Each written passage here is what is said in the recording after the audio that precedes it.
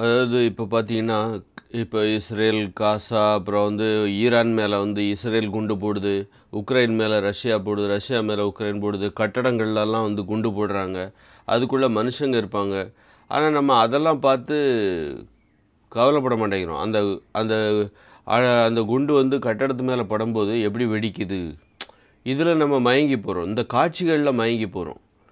ஒரு குண்டு போடப்படுகிற இடத்துல அது எப்படி வெடிக்குது, பம் அப்படின்னு வெடிக்குதுல்ல, அதை பார்த்து நம்ம அப்படியே ஆச்சரியமாகி போகுது. நமக்கு அதிசயமாக இருக்குது, ஆச்சரியமாக இருக்குது. அப்பா அப்படிங்கிறோம். ஆனால் அதுக்குள்ளே இருக்கிற மனுஷங்க இருக்கிறாங்களே, உயிர்கள், குழந்தைகள் இருப்பாங்களே, மனுஷங்க இருப்பாங்களே, அதை பற்றி நம்ம கவலைப்பட மாட்டேங்கிறோம். அதையெல்லாம் தாண்டி அந்த காட்சி நம்மை மயக்குகிறது, அதிசயிக்க வைக்கிறது. ம அப்போது அப்படி எப்படின்னா, இந்த வெளிச்சத்தை பார்த்து விட்டில் பூச்சிகள் வரா மாதிரி, அங்கே போனால் நமக்கு சாவு நிச்சயம் அப்படின்னு தெரிஞ்சாலும் அந்த வெளிச்சத்தில் அது மயங்கி போய் கிடக்குது. அந்த வெளிச்சத்தை ஆச்சரியமாக பார்க்குதுல, அதே மாதிரி தான் நம்ம இந்த அழிவுகள் இருக்குல்ல, அழிவுகளை பார்த்து ஆச்சரியமாக பார்க்குறோம், அதை வரவேற்கிறோம். ஏன் தெரியுமா? நமக்கு இந்த உலகம் பிடிக்கல, இந்த உலகம் அழியணும்னு நம்ம நினைக்கிறோம். இந்த இயந்திர அறிவியல் உலகம் நம்மளை வாழ விடாமல் பண்ணிகிட்ருக்குது. மகிழ்ச்சியாக யாருமே வாழலை. எப்போ பார்த்தாலும் தொழில்னு ஓடுறோம், பணத்தை சம்பாதிக்கிறோம். ஆனால் மகிழ்ச்சியாக யாருமே இங்கே வாழலை.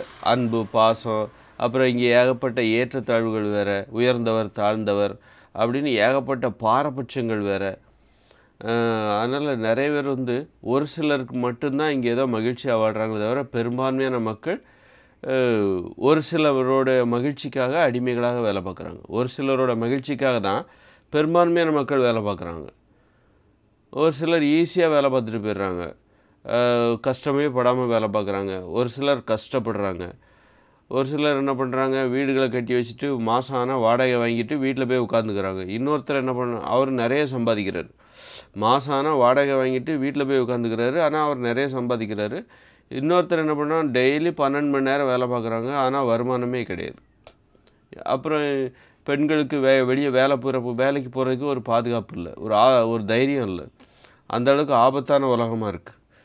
அதனால் அப்போ அவங்களுக்கு இப்படி இந்த உலகங்கிறது இப்போ இருக்கிற உலகம் மக்களுக்கு பிடிக்கல. அதனால் இது அழியணும்னு நினைக்கிறாங்க. அந்த அழிவை வரவேற்கிறாங்க, அழிவை கொண்டாடுறாங்க. அழியட்டும், நாசமாக போட்டு இந்த உலகம் அப்படின்னு நினைக்கிறாங்க. அதனால தான் ஒரு படத்தில் கூட ஒரு 2012ன்னு ஒரு படம் இந்த உலகம் அழிகிற மாதிரி. அப்புறம் இது டைனோசரை வச்சு ஒரு படம் வந்தது, காட்ஸில்லான்னு ஒரு படம். அதுலேயும் அதில் அப்புறம் சுனாமினால் இப்போ பல்வேறு காரணங்களால் உலகம் எப்படி அழியுது அப்படிங்கிற மாதிரியான படங்கள் ஏன் வரவேற்கப்படுது அப்படின்னா, இந்த உலகம் அழியணும்னு சொல்லிட்டு மனிதர்கள் விரும்புகிறாங்க. இது அநியாயங்கள் நிறைந்த உலகம். இது பணம் உள்ளவங்களுக்கு மட்டும்தான் இங்கே எல்லாமே இருக்கும். அதிகாரம் வளைஞ்சு கொடுக்கும், சட்டமும் வளைஞ்சு கொடுக்கும். எல்லாமே பணக்காரங்களுக்காக தான். மற்றவங்கெல்லாம் பணக்காரங்களுடைய அவங்களுடைய மகிழ்ச்சியான வாழ்க்கைக்கு தான் மற்றவங்கெல்லாம் வேலை பார்த்துக்கிட்டு இருக்க மாதிரி ஒரு இது. அதனால் விருப்பப்பட்ட பிடித்த வாழ்க்கை யாருமே இங்கே வாழ்கிறதில்ல, பிடித்தவங்களோட வாழ்கிறதில்ல. ஒரு நரகம்தான். பிடிக்காதவங்களோட வாழ்கிறது ஒரு நரகம்தான். அப்போ பிடித்தவங்களோட வாழ்கிறது கிடையாது. ஏதோ கட்டாயப்படுத்தி தான் எல்லாரையும் வாழ வச்சுட்டு, சுதந்திரங்கிறது இங்கே இல்லை. இப்படி அதனால் இந்த உலகம் அழியணும், நிறைய அவமானங்கள் இங்கே நடக்குது. அப்புறம் இந்த தொழில் பாருங்கள், இந்த மிக முக்கியமானது இந்த தொழில். 8 மணி நேரம் ஒரு இடத்துல வேலை பார்க்குறீங்க. அங்கே அவங்க சொன்னதுக்கு தகுந்த மாதிரி 8 மணி நேரம் நீங்கள் இருக்கணும், தூங்கக்கூடாது. நீங்கள் நினச்சா சாப்பிட முடியாது, நினச்சா படுத்து தூங்க முடியாது. என்ன இது? ஒரு ஆடு மாடுகளுக்கு கூட இந்த கட்டுப்பாடு கிடையாது, அவைகள் கூட சுதந்திரமாக இருக்குது. ஆனால் நமக்கு பாருங்கள், ஒரு தொழில் செய்ய வேலைக்கு போகிறோம் தினமும், அங்கே ஒரு 8 மணி நேரம் கடந்து அவங்க சொன்னது செய்யணும். யாருன்னே தெரியாது அவர், நமக்கு மேலதிகாரின்னு சொல்லிவிட்டு அவர் சொல்கிறதெல்லாம் நாம் செய்யணும். அவர் நம்மளோட வயசில் சின்னவராக கூட இருப்பார். எவ்வளோ பெரிய அவமானம் பாருங்கள். இதெல்லாம் கடந்த காலங்களில் கிடையாது. பள்ளிக்கூடங்கள், கல்லூரிகள் இல்லாத காலங்களில், தொழிற்சாலைகள் இல்லாத காலங்களில் மக்கள் விவசாய நிலத்தில் வேலை பார்த்தாங்க. தூக்கம் வந்தால் தூங்க போகிறாங்க, விருப்பப்பட்டால் வேலை பார்ப்பாங்க. யாரு கீழேயும் இந்த மாதிரி யாரோ தெரியாத ஒருத்தர்லாம் வேலை வாங்க மாட்டாங்க. அவரை தெரியாத ஒருத்தர்லாம் இதை அதை செய்யன்னு சொல்ல மாட்டாங்க. ஆனால் அப்படிப்பட்ட காலத்தில் சுதந்திரமாக வாழ்ந்துட்டு இருந்தாங்க. குடிசையில் வாழ்ந்தாலும் ஒரு சுதந்திரம் இருந்தது, ஒரு சுயமரியாதை இருந்தது.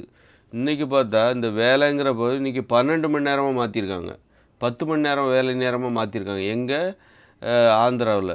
இந்த மாதிரி 10 மணி நேரம் கண்டினியூஸாக ஒரு இடத்துல இருந்துக்கிட்டு, அது ஒரு பள்ளிக்கூடமும் அப்படி தான். சின்ன வயசு பசங்களை வந்து பள்ளிக்கூடங்கிற பேரில் ஒரு 10 மணி நேரம், ஒரு 8 மணி நேரம் ஒரு பள்ளிக்குள்ளே அடைச்சி ஒரு கட்டடத்துக்குள்ளே உட்கார வைக்கிறாங்கல்ல. அதனால தான் வந்து அங்கே அத்தனை நண்பர்களை பார்த்தாலும் அந்த பிள்ளைகள் ஏன் வந்து பெல் அடித்தா வீட்டுக்கு ஓடி வராங்க பாருங்கள். அதுபோல் லீவுன்னா அவ்வளோ சந்தோஷப்படுறாங்க. ஆசிரியர்களும் சந்தோஷப்படுறாங்க, மாணவர்களும் சந்தோஷப்படுறாங்க. லீவுன்னா எல்லா தொழிலாளர்களும் சந்தோஷப்படுறாங்க. ஏன்னா அங்கே வேலை பார்க்குற இடத்துல நீ பல மனிதர்களை சந்திக்க போகிற அந்த சந்தோஷம் கூட இல்லை. அதெல்லாம் தேவையே இல்லை. அப்போ இந்த உலகத்தை மனுஷங்களுக்கு பிடிக்கலைங்கிற அதோட வெளிப்பாடு தான் இந்த உலகம் எப்படியாவது அழிஞ்சிராதா, நம்மளால் ஒன்றும் பண்ண முடியாது, ஆனால் இந்த உலகத்துக்கு ஏதாவது அழிவு வந்துடாதா அப்படின்னு அதை ஆச்சரியமாக பார்க்குறாங்க, வரவேற்கிறாங்க. ஏதாவது புயல் மழை வெள்ளத்தினால ஏதாவது அழிவு வந்தாலும் அதை வரவேற்கிறாங்க, அதிசயமாக பார்க்குறாங்க. அதுக்குள்ளே மனுஷங்க படுற கஷ்டத்தை பற்றி கவலைப்பட மாட்டேங்கிறாங்க. பயங்கர வெள்ளம், காட்டுத்தீ, அமெரிக்கா லாஸ் ஏஞ்சல்ஸில் காட்டுத்தீ பரவுது, எல்லாமே எரிஞ்சு சாம்பலாகுது. ஆனால் அது அதிசயமாக நம்ம பார்க்குறோம், ஒரு காட்சியாக அதிசயமாக பார்க்குறோம். அங்கே உள்ளவங்களுக்கு அந்த கஷ்டம் இருக்கும், அங்கே உள்ளவங்க கூட அதை அதிசயிச்சு பார்ப்பாங்க, பார்த்துட்டு நம்ம தப்பிச்சோம். ஆனால் இது அதிசயமாக இருக்குது. இந்த மாதிரி இந்த உலகம் அழிகிறத இந்த மனிதர்கள் வரவேற்கிறாங்க. இந்த தற்போதுள்ள இயந்திர அறிவியல் உலகம் இருக்குல்ல, பாரபட்சமானது, ஏற்றத்தாழ்வு நிறைந்தது, அநியாயங்கள் நிறைந்தது, ஒருதலைப்பட்சமானது, ஒரு சிலர் மட்டுமே சந்தோஷமாக வாழ்கிறதுக்காக பெரும்பான்மையான மக்கள் அவர்கள் அடிமைகளாக வாழ்ந்து கொண்டிருக்கிறார். அப்படிப்பட்ட இந்த உலகம் அழிய வேண்டும் அப்படின்னு சாபம் விடுறாங்க. பிடிக்காத வாழ்க்கையை வாழ்வதற்கு இது கட்டாயப்படுத்துகிறது. பிடிக்கலனாலும் சரி பரவாயில்ல, பிள்ளைகளுக்காக வாழ்கிறாங்க, தனக்காக வாழ முடியல, பிள்ளைகளுக்காக அப்படி வாழ்கிறாங்க. அப்புறம் பார்த்திங்கன்னா பிடிக்கலனாலும் பரவாயில்ல, விட்டால் வழி கிடையாது, பிடிக்காத கணவனோட பிடிக்காத மனைவியோடு வாழ்கிறாங்க. காரணம் வீடெல்லாம் கட்டியாச்சு, விட்டுட்டு பிடிக்கலன்னு சொல்லிட்டு எங்கே போய் உட்கார்றது, நடுத்தரில் தான் போய் நிற்கணும் அப்படின்னு சொல்லி இந்த மாதிரி தான் வந்து இங்கே. அப்போ இப்படிப்பட்ட உலகம் என்னடா, ஒரு பிறவி மனித பிறவியாக பறந்துட்டு ஒரு பிறவி தானே, அடுத்த பிறவியில் பார்த்துக்கலான்னு சொல்ல முடியாது.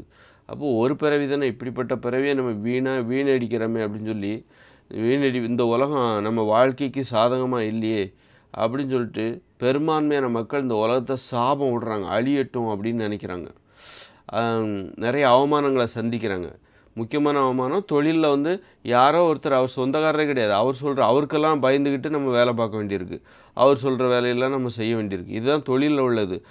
8 மணி நேரம் நீங்கள் படுக்கக்கூடாது, படுத்து தூங்கக்கூடாது, அந்த மாதிரி விரும்பிய நேரத்தில் எதுவும் சாப்பிடக்கூடாது. இந்த மாதிரி அவங்க சொல்கிற வேலையை செய்யணும், கடினமான வேலைகளை செய்யணும். தொழிலில் செய்கிற வேலை அத்தனையும் கடினமானது, ஆபத்தான வேலைகள். அப்போ இதெல்லாம் இதை செய்ய இப்படி ஒரு சுதந்திரமற்ற ஒரு சூழ்நிலைக்கு இந்த மாதிரியான ஒரு வாழ்க்கை காரணமாக இருக்குது, இந்த உலகம் காரணமாக இருக்குது. இப்படிப்பட்ட உலகத்தில் நம்ம வாழணுமா? அப்புறம் நோய் வேறு, இந்த மாதிரி முக்கியமாக நோய்களும் காரணமாக இருக்குது. இந்த நோய்கள் வந்துருச்சுன்னு வச்சுக்கோங்களேன், அவ்வளோதான், நமக்கு வாழ்க்கையை அனுபவிக்க முடியாது, நரகம்தான். அதை சாப்பிடக்கூடாது, இதை சாப்பிடக்கூடாது, விரும்பியதை சாப்பிட முடியாது, கண்டதையும் சாப்பிட்டனால தான் நோய் வந்தது. ஒரு கட்டுப்பாடு இல்லாத ஒரு வாழ்க்கை, அதனால தான் நோய் வந்தது. அப்புறம் நோயாளிகளுக்கு இந்த உலகம் நரகமாகிடும், இந்த உலகம் இது அதிசயங்களும், அதனால் அவங்களே சாபம் விடுவாங்க. அப்புறம் பெண்கள் அடிமைப்படுத்தப்படுகிறார்கள், ஆண்களுக்கு பயந்துக்கிட்டு அடிமையாகி ஆண்களுக்கு சேவை செஞ்சுக்கிட்டு, ஆண்களுடைய சட்ட துணிகளை துவைச்சிக்கிட்டு, அவன் சாப்பிட்டு போட்டு தட்டை கழுவிக்கிட்டு, இந்த மாதிரி வெளியில் வேலை பார்த்தாலும் பெண்களுக்கு விடுதலை கிடைக்கிறதில்ல. இப்படி இந்த உலகம் வந்து நாசமாக போகணும் அப்படிங்கிறதுக்கு நிறைய காரணங்கள் மனிதர்களுக்கு கொதிச்சு போய் கிடக்கிறாங்க. கொதிச்சு போய் ஏகப்பட்ட ரோடு, அதாவது அப்புறம் மரண பயத்தோடு வாழ்ந்துட்டுருக்காங்க. ரோடுகளில் பார்த்திங்கன்னா விபத்துகள், நடக்க முடியல, பயமாக இருக்குது. உயிரோட வீடு திரும்புறது கஷ்டமாக இருக்குது. விபத்து ஏற்பட்டுருமோ, விபத்துகளில் 10 லட்சம் பேர் சாவறாங்க, 10 லட்சம் பேருக்கு உடல் ஊனமடையுது. நோய்களால் பல கோடி பேர் சாவறாங்க. நோய்களை தருகிற உணவுகள் இங்கே நிறைய ஹோட்டலில் விற்கப்படுகிறது, வீடுகள்லேயும் சமைக்கப்படுகிறது. அரிசி, கேழ்வரகு, கோதுமை, மாமிசம், மீன், முட்டை, தயிர், மோர், பால், வெண்ணெய், நெய், உப்பு, இதெல்லாம் நோய்களை தரக்கூடியது. இதெல்லாம் இந்த உலகத்தில் தான் கிடச்சிது. இந்த உலகத்தில் தான் உப்பு உங்களுக்கு எல்லாத்துக்கும் போய் கிடைக்குது. வாகனங்கள் இருக்குது, அதனால் உப்பை எல்லாத்துக்கும் கொண்டு போய் சேர்க்குறாங்க. அது மாதிரி அரிசி, இப்போ தான் இந்த உலகம்தான் காரணம். இதுக்கு முன்னாடிலாம் வந்து அரிசியை உற்பத்தி பண்ணால் நிறைய தண்ணீர் தேவை. அப்போ பம்பு செட்டு வந்ததுக்கப்புறம் தான் இன்றைக்கி அரிசி எல்லா இடத்துக்கும் போய் பாலைவனத்தில் வாழ்கிற மக்கள் கூட அரிசியை சாப்பிட்றாங்க. அரிசி சாப்பிட்டு தான் நோயால் அவஸ்தைப்படுறாங்க. அப்போ இந்த உலகம் இந்த இயந்திர அறிவியல் தொழில்நுட்பம் இல்லைன்னா நமக்கு அரிசி கிடைக்காது, அரிசியை உற்பத்தி பண்ண முடியாது. தண்ணி வசதி எங்கே இருக்கோ இந்த காவிரி நீர் ஆற்று பகுதி இந்த மாதிரி தண்ணி வசதி ஆற்று நீர் தாராளமாக கிடைக்குது பாருங்கள், அங்கே தான் அரிசியை உற்பத்தி பண்ண முடியும். மற்ற எல்லா பகுதியிலையும் கையால் இறச்சி தான் தண்ணியை வந்து கடந்த காலங்களில் அப்போல்லாம் அரிசியை உற்பத்தி பண்ண முடியும். அதனால தான் சோளம் குறைவான தண்ணீர் தேவைப்படுகிற சோளத்தை பண்ணிகிட்டு இருந்தாங்க. சோளமும் நோயை தரக்கூடியது தான். சோளம் நோயை தராது. இந்த கோதுமை எதை நீ பறித்த உடனே சாப்பிட முடியாதோ அதெல்லாம் உனக்கு நோயை தரும். எதை நீ பறித்த உடனே சாப்பிட முடியாதோ அதெல்லாம் உனக்கு நோயை தரும். அதனால் வந்து பச்சையாக சாப்பிட முடியாது.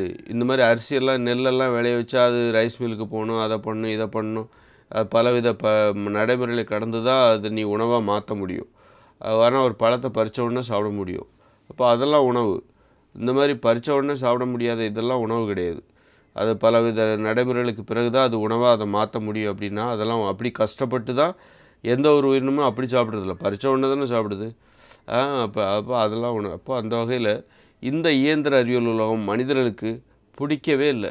அதனால் இது ஏதாவது ஒரு வகையில் அழிந்து விடாதா அப்படின்னு மனிதர்களுடைய உள்ளுணர்வு சொல்லுது. அதனால் அழிவுகளை எங்கே பார்த்தாலும் அது அழிவு தானே. கஷ்டப்பட்டு ஒரு கட்டடத்தை கட்டியிருப்பாங்களே, ஒரு மழை வெள்ளத்தால் அந்த கட்டடம் இடிஞ்சு போதே, அதை பற்றிலாம் மனுஷங்க கவலைப்பட மாட்டேன்றாங்க.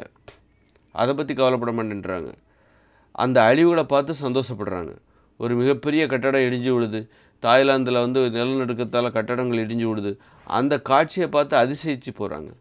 அதில் நல்லா இருக்கே, புதுமையாக இருக்கே, அழிவுகள் கூட ஒரு புதுமைங்கிற வரிசையில் அதை வச்சுட்டாங்க. அழிவுகள் கூட இது புதுசாக இருக்குது, புதுசாக எதையாக பார்க்கணும் அப்படின்ற மாதிரி அழிவுகளை கொண்டாடுகிற இந்த உலகம் அழிய வேண்டும் என்று பெரும்பான்மையான மனிதர்கள் சாபம் விட்டு கொண்டிருக்கிறார்கள். அந்த சாபத்துக்கு தகுந்த மாதிரி இந்த உலகம் அழியும் போது அதை வரவேற்கிறாங்க. அது நிஜத்துலேயும் சரி திரைப்படத்துலேயும் சரி வரவேற்கிறாங்க.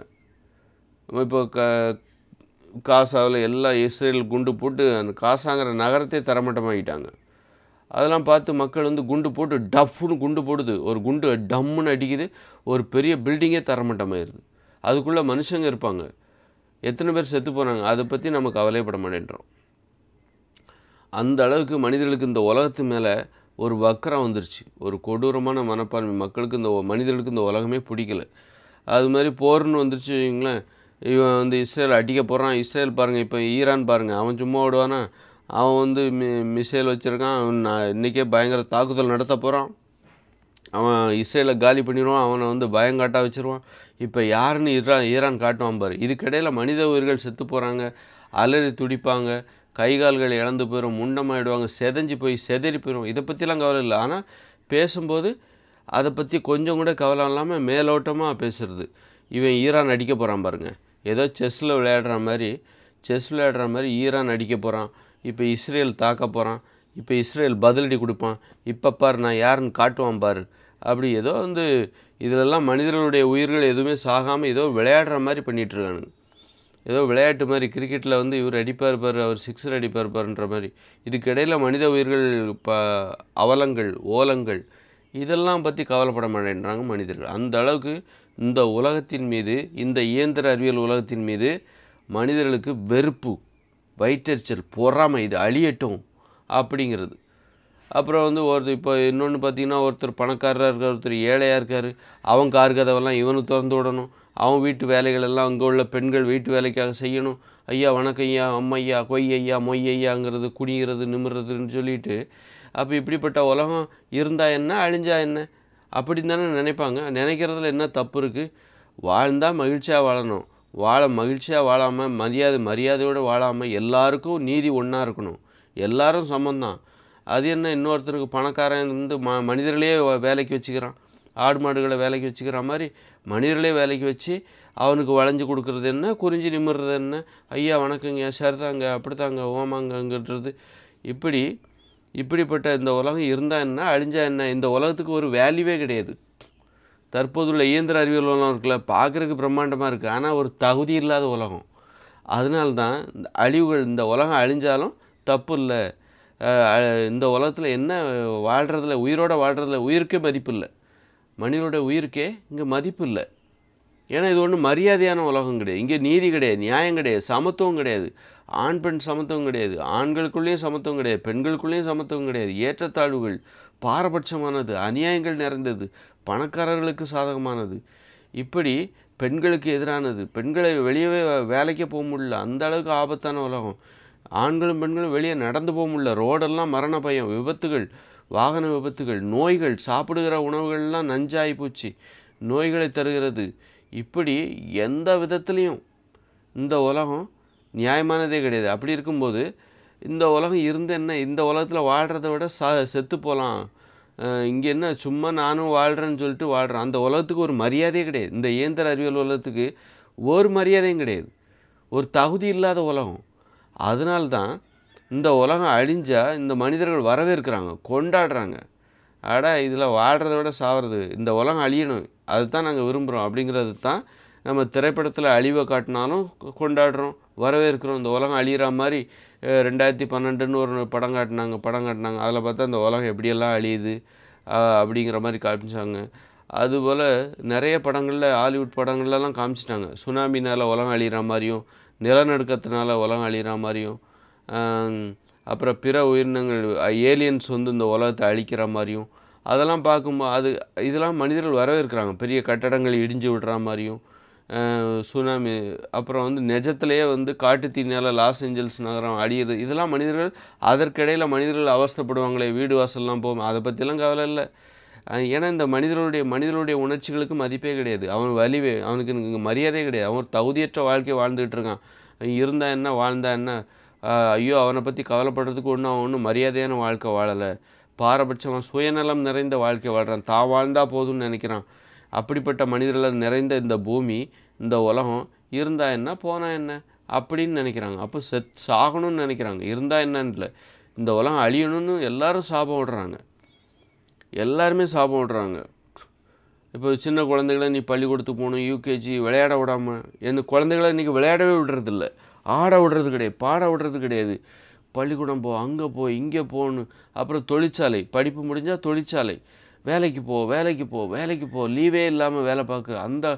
அப்போ என்னடா இந்த உலகம், என்னடா வாழ்க்கை அப்படின்னு சொல்லி இந்த உலகம் நாசமாக போட்டுன்னு சாபம். அதனால தான் அழிவுகளை வரவேற்கிறார்கள், அழிவுகளை நிஜத்துலேயும் சரி சினிமாவிலையும் சரி கொண்டாடுறாங்க. அழியணும்னு நினைக்கிறாங்க. அந்த நினப்பு தான், அந்த உள்ளுணர்வு தான் காரணமாக இருக்குது. அதுபோல் மனிதர்கள் விருப்பப்படியே 2040 இந்த உலகம் செயலிழக்க போகுது. மனிதர்கள் என்ன விரும்புகிறாங்களோ, அவங்களுடைய உள்ளுணர்வு என்னவாக இருக்கோ அதன்படியே இந்த உலகமும் செயலிழக்க போகுது, ஃபெயிலியர் ஆக போகுது. மனிதர்கள் எதிர்பார்த்த மாதிரியே அழிய போகுது. எல்லாமே தொழிற்சாலைகள், மின்சாரம் எல்லாமே ஃபெயிலியர் ஆகிடும். இனிமேல் வர பசங்க வந்து இதெல்லாம் தேவையில்லை எங்களுக்கு, இதை பார்த்தே பயப்பட ஆரம்பிச்சிருவாங்க. இந்த இயந்திர அறிவியல் உலகம் ரொம்ப ஆபத்தானது அப்படின்னு பயப்பட ஆரம்பித்து, மேற்கொண்டு இந்த இயந்திர அறிவியல் உலகம் இதை பராமரிக்க நாங்கள் தயாரில்லை, இதை பாதுகாக்க நாங்கள் தயாரில்லை அப்படின்னு சொல்லி இனிமேல் பிறக்கிற பசங்க படிக்க மாட்டாங்க. படிப்பதில் ஒரு வயசு வரைக்கும் தான் ஈஸியாக இருக்கிற வரைக்கும் தான் இந்த கல்வியை கற்பாங்களே தவிர, ஒரு 10ஆவதுக்கு மேலே 9ஆவதுக்கு மேலெலாம் போச்சுன்னா பாடம்லாம் கடினமாக மாறிக்கிட்டே இருக்கும். 11, 12 அப்போல்லாம் பாடம்லாம் படிக்க மாட்டாங்க. அப்புறம் இப்போவே சின்ன வயசுலேயே காதலிக்க ஆரம்பிச்சிருவாங்க, ஜாலியாக வாழ ஆரம்பிச்சிருவாங்க. விளையாடு, நட்பு அப்படின்னு நட்பு, அப்புறம் காதல், அப்புறம் ஒரு 20 வயசில் கல்யாணம் பண்ண ஆரம்பிச்சிருவாங்க. அதற்கான போட்டி வேறு, காதலிப்பதில் போட்டி. ஏன் ஆள், உன் ஆள், எனக்குன்னு ஒரு ஆள் இல்லைன்னா தாழ்வு மனப்பான்மை, உனக்கு ஆளே கிடையாது அப்படின்னா சிரிப்பாங்க அப்படின்னு சொல்லிட்டு, அதெல்லாம் இவனால் இனிமேல் சகிச்சிக்க முடியாது. அதனால் சின்ன வயசுலேயே காதலிக்க ஆரம்பிச்சிருவாங்க. சின்ன வயசுலேயே காதல், சின்ன வயசுலேயே ஒரு 20 வயசில் கல்யாணம். ஆணுக்கும் பெண்ணுக்கும் ஒரே வயசு தான். நீ ஆணுக்கு ஒரு நீதி, பெண்ணுக்கு ஒரு நீதி. ஆணுக்கு 30 வயசில், பெண்ணுக்கு 20. பெற்றோர் பார்த்து கல்யாணம் பண்ணுறேன், இவங்களே பார்த்துப்போம், நாங்களே பார்த்துக்குறோம்.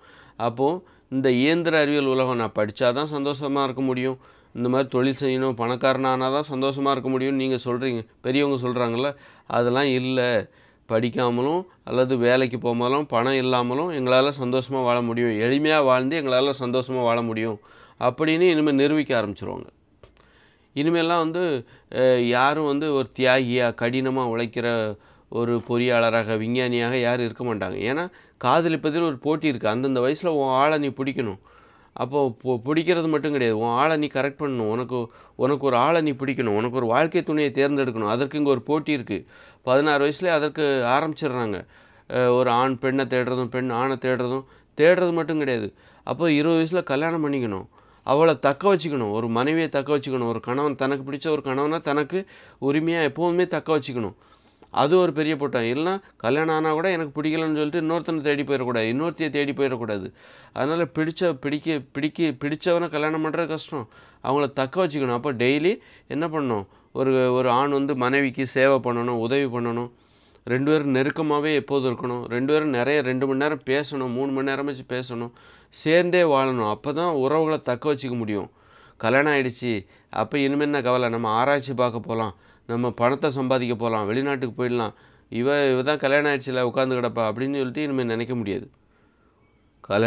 பிடிச்ச ஒரு பெண்ணை கல்யாணம் பண்ணுறது கஷ்டம், காதலிக்கிறது கஷ்டம், காதலித்த பிறகு கல்யாணம் பண்ணுறது, கல்யாணம் வரைக்கும் கொண்டு போகிறது, அப்புறம் கல்யாணம் பண்ணிட்டதுக்கப்புறமும் கூட அவளை தனக்கு எப்போவும் உரிமையாக வச்சுக்கிறது கஷ்டம்.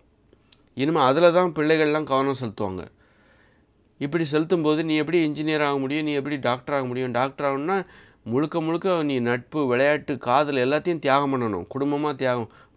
நீ மருத்துவராக படிக்கணுன்னா கூட, விஞ்ஞானியாக படிக்கணுன்னா கூட, ஒரு பொறியாளராக அல்லது ஒரு பெரிய படிப்பு கலெக்டராக அல்லது படிக்கணுன்னா கூட நீ என்ன பண்ணணும், காதலை தியாகம் பண்ணணும், நட்பை தியாகம் பண்ணணும், விளையாட்டை தியாகம் பண்ணணும், எல்லாத்தையும் தியாகம் பண்ணிட்டு படித்தா தான் நீ ஒன்றால் அதில் பாஸ் பண்ண முடியும்.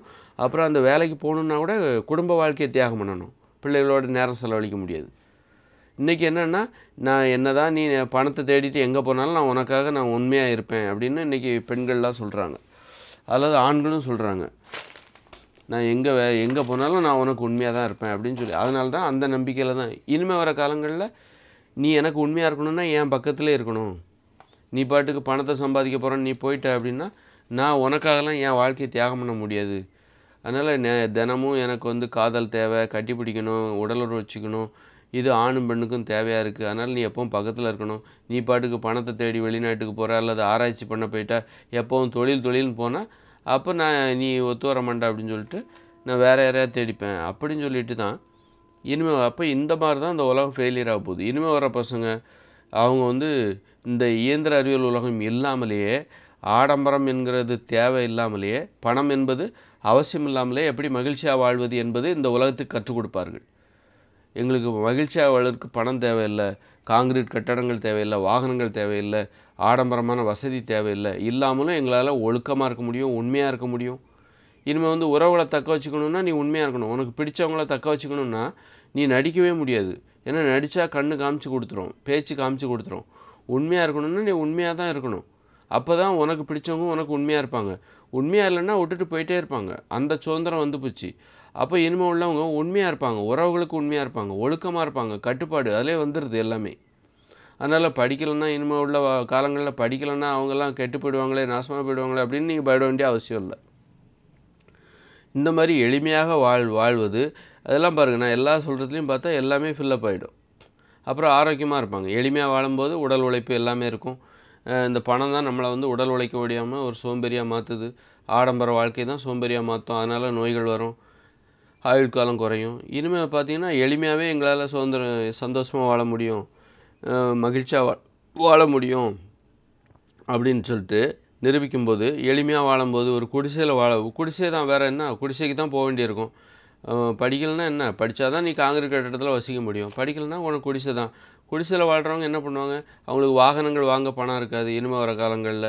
அதனால் என்ன பண்ணுவாங்க, இனிமேல் வந்து பார்த்திங்கன்னா நடக்கிறது, ஓடுறது, விளையாடுறது, இந்த மாதிரியான பழக்கங்கள் அதிகமாகிடும். காதலிக்கிறது, இந்த மாதிரியான வழக்கங்கள்லாம் அதிகமாகும். வாழ்க்கை பாதுகாப்பாகவும் மாறும்.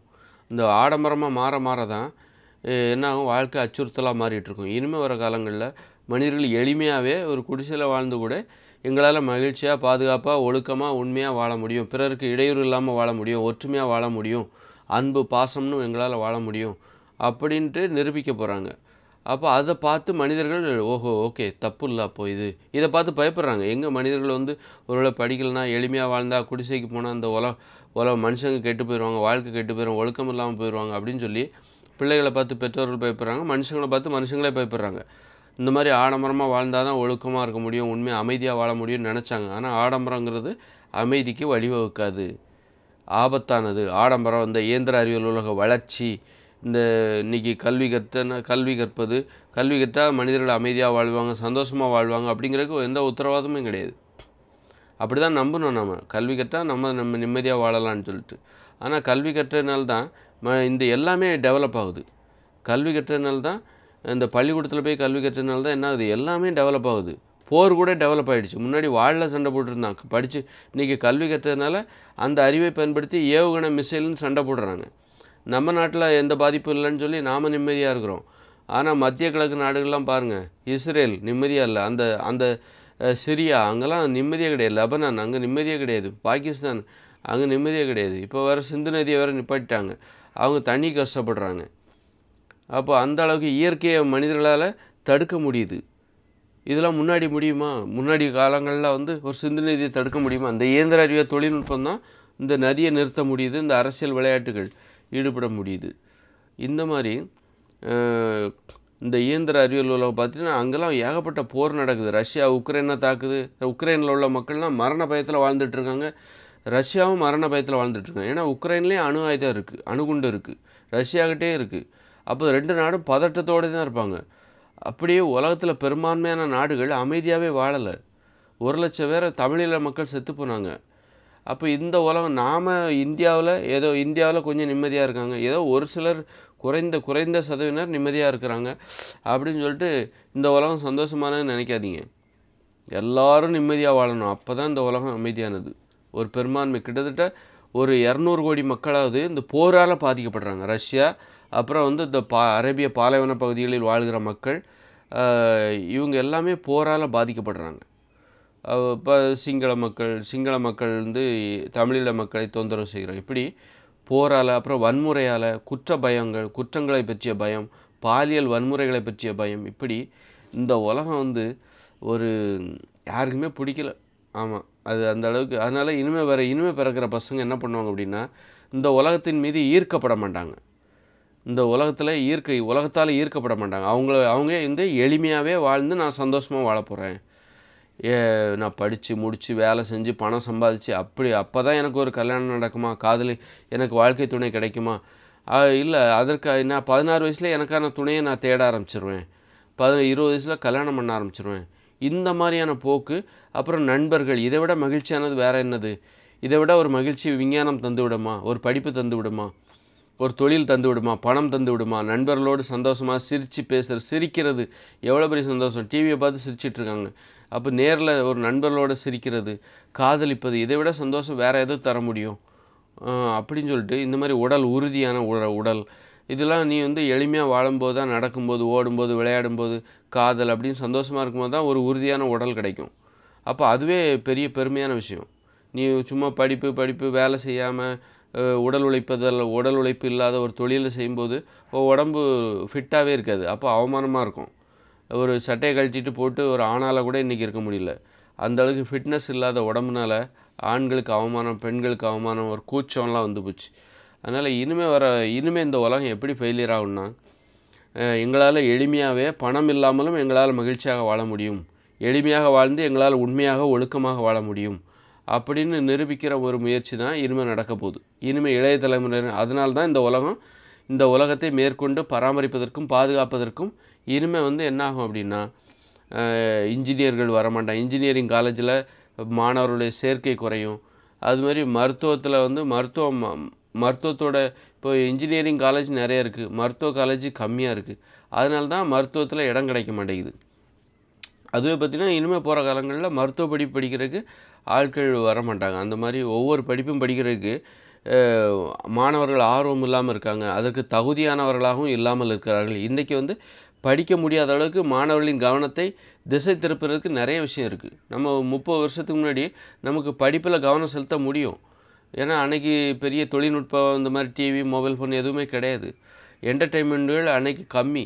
இன்றைக்கி நிறைய வகையில் மனிதர்களுக்கு என்டர்டெயின்மெண்ட் இருக்குது. அதனால் மனிதர்களுடைய கவனத்தை, மாணவர்களின் கவனத்தை திசை திருப்பதற்கு நிறைய இருக்குது. இதெல்லாம் தாண்டி தான் ஒருத்தர் படிக்க வேண்டியிருக்கு. அப்படி இருக்கும்போது இன்றைக்கி படிப்பதே மிகப்பெரிய சவாலாகி போச்சு. இதனாலே நிறைய பேர் தோற்று போகிறாங்க, படிக்கவே மாட்டேன்றாங்க. பசங்கள்லாம் படிக்கவே மாட்டேன்றாங்க. காரணம் மொபைல் ஃபோன், டிவி, புத்தகம் இதெல்லாம் கடந்து தான், இதெல்லாம் தாண்டி தான் படிப்புங்கிறது முக்கியம்னு உணர்கிறவங்க கொஞ்சம் பேராக தான் இருக்காங்க. இதுவெல்லாம் கூட இந்த உலகம் ஃபெயிலியர் ஆகிறதுக்கு ஒரு வழியாக இருக்குது. இந்த உலகம் ஃபெயிலியர் ஆவதற்கு இதுவும் ஒரு காரணமாக இருக்குது. இப்படி பல கோணங்களில் இந்த இயந்திர அறிவியல் உலகத்தின் அஸ்துவாரங்கள் ஆட்டம் கண்டு கொண்டு இருக்கிறது. அதனால் இந்த உலகம் அழியிறத விரும்புகிறாங்க. பரவாயில்ல, இந்த உலகம் அழியிறது, புதுமையை தேடலாம். சரி, ஓகே, இந்த கட்டடம், இந்த இயந்திர அறிவியல் உலக வாழ்க்கை, இந்த விமானம், இந்த ட்ரெயின், சாலை போக்குவரத்து, இது விண்வெளி ஆராய்ச்சி, இதெல்லாம் பார்த்துட்டோம். புதுசாக வேறு என்ன பார்க்கலாம் இந்த உலகத்தில் அப்படின்னா இயற்கையோடு இணைந்த அந்த மனித வாழ்க்கை தான். இப்போ சுற்றுலாத்தலம் போகிறோம், கொடைக்கானல் போகிறோம், ஊட்டி போகிறோம், அது எவ்வளோ சூப்பராக இருக்குது. அப்போ அங்கேயே நம்ம வாழ்க்கை அமைஞ்சதுன்னா, நீ ஊட்டிலே வாழ்கிற அப்படின்னா உன் வாழ்க்கை எப்படி இருக்கும்? சந்தோஷமாக இருக்கும்ல. இந்த நகர வாழ்க்கை எரிச்சலாக, காங்கிரீட் கட்டடம், அசிங்கமாக, அதை விட நீ ஒரு ஊட்டிலே கொடைக்கானல்லே வாழ்கிற அப்படின்னா அந்த வாழ்க்கை எவ்வளோ சந்தோஷமாக இருக்கும். அப்போ அந்த வாழ்க்கையை தான் இனிமேல் நம்ம பார்க்க போகிறோம், எதிர்காலத்தில் நம்ம பார்க்க போகிறோம். அதுதான். அதனால் இந்த உலகம் ஃபெயிலியராக போகுது. அது இந்த உலகம் மனிதனுடைய ஆசை தான் அது. இன்றைக்கி உலகம் 2040 ஃபெயிலியர் ஆக போகுதுன்னா அது மனிதனுடைய ஆசை தான் அதுக்கு காரணம். எல்லாருடைய ஆசை, எனக்கும் அந்த ஆசை இருக்குது, எல்லாருக்குமே அந்த ஆசை இருக்குது. அதனால் எனக்கு அப்படி ஒரு ஆசை இருக்குங்கிறதே நான் இது மாதிரி பேசுகிற மூலமாக, ஓஹோ ஆமாம் இல்லை அதான் நடக்க போகுது. இப்போ தான் மனிதர்கள் முழுமையடைகிறாங்க, அதையும் தெரிஞ்சுக்கோங்க. இப்போ தான் மனிதர்கள் பரிணாம வளர்ச்சி மூலமாக குரங்குலேருந்து மாறினாங்க அப்படின்னு சொல்ல. குரங்கு நம்ம இப்போவும் குரங்கு தான். முதல்ல விலங்குகளாக இருந்தோம், மனம்ங்கிற நோய் ஏற்பட்டனால மனிதராக இப்பொழுதுதான் முழுமையடைகிறோம். எப்படி வாழணும், எப்படி பேசணும், என்ன சாப்பிடணும், குடும்பம், இப்படி மனிதர்கள் பலவித பரிசோதனைகளை நடத்தி எப்படி வாழ வேண்டும் என்று இனிமேல் கற்றுக்கொண்டவர்களாக இனிமேல் வாழத் தொடங்குவார்கள். இப்போ இயந்திர அறிவியல் உலகமாக இப்படியெல்லாம் வாழக்கூடாது, போரிடக்கூடாது, அன்பு தான் முக்கியம், பாசம்தான் முக்கியம் அப்படின்னு உணர்கிறவர்களாக இனிமேல் மனிதர்களாக வாழத் தொடங்க போகிறார்கள். இனிமேல் மனிதர்களுக்கு எப்படி வாழ வேண்டும், எப்படி பேச வேண்டும் என்கிற குழப்பம் இல்லை. எது முக்கியம் என்பது அவர்களுக்கு தெரிந்துவிட்டது. பாதுகாப்பு தான் முக்கியம், உயிரோட வாழ்கிறது தான் முக்கியம் அப்படிங்கிறது தெரிஞ்சு போச்சு. உயிரோட வாழ்கிறதுக்கும், பாதுகாப்பாக வாழ்கிறதுக்கும், மகிழ்ச்சியாக வாழ்கிறதுக்கும் தற்போதுள்ள இயந்திர அறிவியல் உலகம் ஏற்றது கிடையாது அப்படிங்கிறத உணர்ந்துட்டாங்க.